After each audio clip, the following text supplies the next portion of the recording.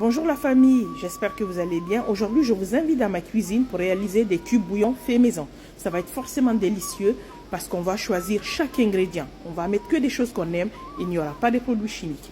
Moi, j'ai choisi des poivrons rouges, jaunes et verts. J'ai choisi du persil, de la coriandre, des poireaux, de la carotte, de l'oignon, de l'échalote, de l'ail.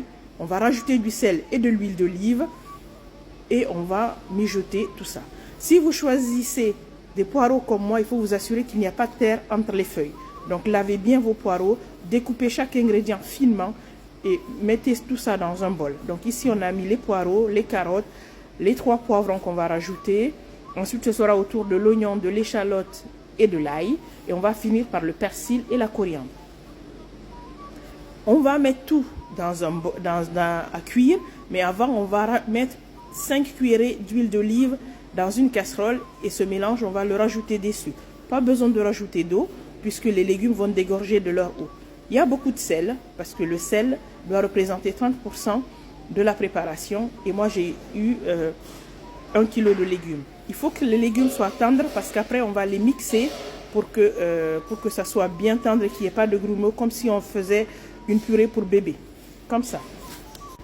On mixe le tout, la pâte obtenue, on va toute la sécher, on va la remettre dans la casserole et on va à feu doux essayer de faire en sorte qu'il n'y ait plus d'eau. Donc on remue assez régulièrement jusqu'à ce qu'on se dise qu'il n'y a presque plus d'eau et cette pâte là on va l'étaler sur un papier de cuisson.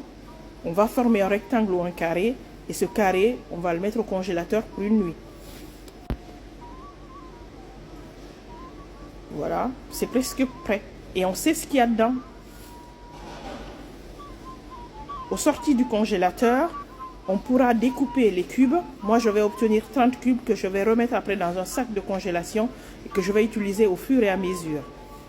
Les prochaines fois, on va réaliser les mêmes cubes, mais ce sera des cubes qu'on va personnaliser pour pouvoir les utiliser dans la sauce feuille, dans les sauces feuilles ou dans les sauces gombo. Donc, n'hésitez pas à vous abonner pour ne pas rater les prochaines recettes. Merci beaucoup pour l'intérêt que vous portez à ma cuisine. Merci pour vos commentaires, vos likes et vos partages. Et à bientôt, avec plaisir, pour partager une nouvelle recette. Regardez, je suis sûre que vous en avez envie. Alors, testez chez vous. Belle journée.